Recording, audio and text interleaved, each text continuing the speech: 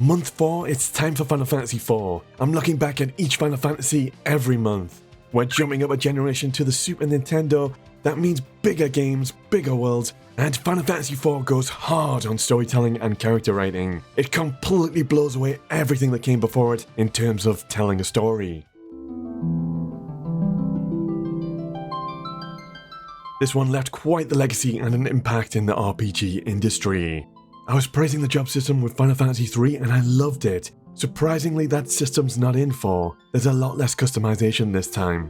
While you do play characters that take on the roles and jobs from the previous games, like Dark Knights, White Mages and Dragoons, those characters are locked into their jobs. You ain't gonna be able to change or customize their identity. But despite the absence of that job system, Square went so hard on storytelling and characters, it more than made up for it. Less than 10 minutes into Final Fantasy 4, and like I've been saying, you can already tell its story and character writing is on another level compared to anything that came before. Very brief introduction, we're playing Cecil the Dark Knight. Cecil's feeling conflicted about the awful atrocities he's committing under the orders of his king. For questioning his duties, Cecil is stripped of his rank and sent on a special mission, alongside his dragoon buddy, Kain. And this is the start of something special.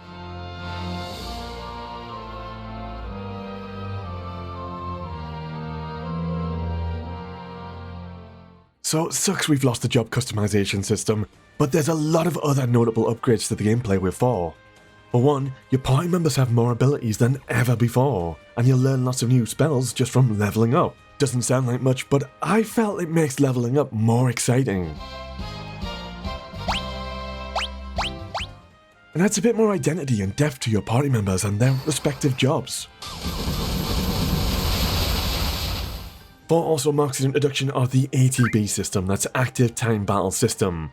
Basically, in previous Final Fantasy games, every turn you give orders out to your entire party, then watch all the combat play out, rinse and repeat. But Final Fantasy 4 onwards with the ATB system, your characters take their turns separately, and in real time, once their ATB bar has filled up. Again, doesn't sound like much, we're still technically turn-based, but the addition of this little real-time element is a game changer, and really evolves the combat for the series. This ATB system allows combat to become more strategic, and adds dynamic pacing. Maybe you'll have a slick, speedy ninja who can get in more turns over time. Contrast that with a magic caster who will need to take their time to cast and build up devastating spells. Final Fantasy 4 is a story about Cecil, a dark knight burdened with guilt over the actions he's committed under his corrupt king. Cecil eventually turns on his king to protect a little girl summoner, Rydia, and we start to see the transformation and hero's journey of Cecil, who is seeking redemption. And to do that, he's got to face his dark past. And in a little twist, this dark knight transforms into a paladin.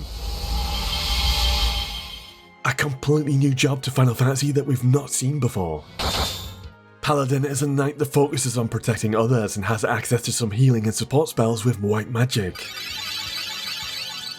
A pretty awesome job, but it also represents the transformation and growth within Cecil's character. From the Dark Knight who slaughters the innocent in the name of his king, to this paladin who's broken free of that and wants to protect others. Quickie, really want to level up my subscriber count because that's going to unlock early review copies of games. My Rebirth review is so late. I'm miles behind all the outlets who get their reviews out before release date. I bet most of them didn't even finish the game. Really would appreciate if you guys can help me unlock early review copies of games. That would make such a huge difference, thank you. While Cecil's journey is at the core of Final Fantasy 4, it's not the sole reason why the storytelling is so good.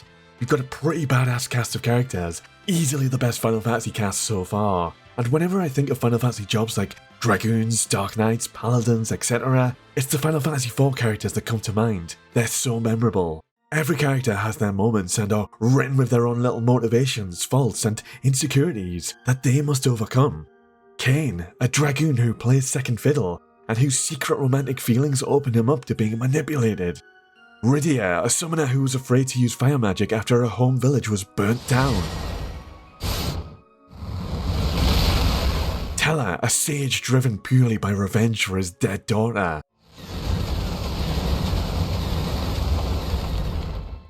It's an epic journey spanning across 3 worlds, where in typical Final Fantasy fashion, we're on the quest to protect huge crystals from the big bad villain and his 4 elemental lords. Even some of these elemental lords make for interestingly written characters.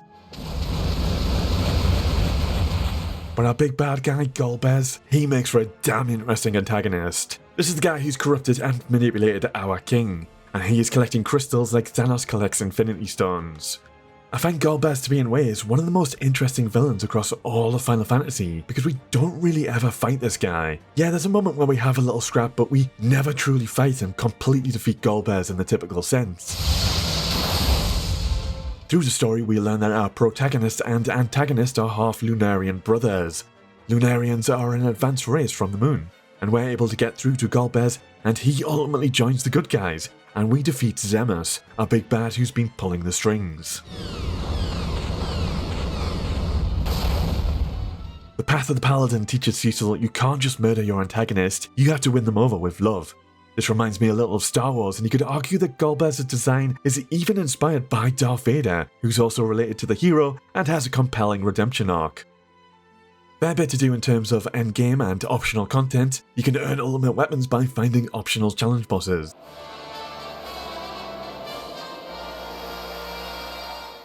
And there's the Adamant Armor, which requires a rare drop from a rare monster. That was a pain in the ass to get. My favourite side content is earning new summons for Rydia to call in battle. There's 4 major summons to find and earn. They were badass, and I love Bahamut, he was really useful with the final boss. But this time there's an additional 4 secret summons. Goblin, Cockatrice, Mind Flayer, and Bomb. These secret summons are earned as a rare drop from related types of monsters. While I didn't find these secret summons particularly useful in my playthrough, I like that they exist as an optional secret to uncover. So yeah, I told you guys how much I love that job system in Final Fantasy 3, but I genuinely feel that Final Fantasy 4's story and characters are so strong that it outranks number 3 as a whole, and I believe 4 deserves its space right at the very top for now. Lots of little gameplay improvements with a generational jump to the Super Nintendo. Gameplay is more engaging with more abilities and the active time battle system. This game is so huge it even takes place over 3 worlds, but its storytelling and characters are king here. It's not black and white or good versus evil, it explores that vast area of morality that lies in between the two. It's about identity, growth, redemption, and forgiveness. It's incredible how they're able to express different feelings and emotions across all these 2D pixel characters. Guilt-ridden, depressed Dark Knights, a sage overcome with rage for revenge, a self-loathing dragoon, an insecure summoner. It's the journey of these characters that give Final Fantasy IV this epic legacy. Now next month is where it gets really interesting because Final Fantasy V goes back to the job system. So the question is, with that job system returning, is Final Fantasy V going to trump 4's storytelling? We're going to find out next month. Peace for now.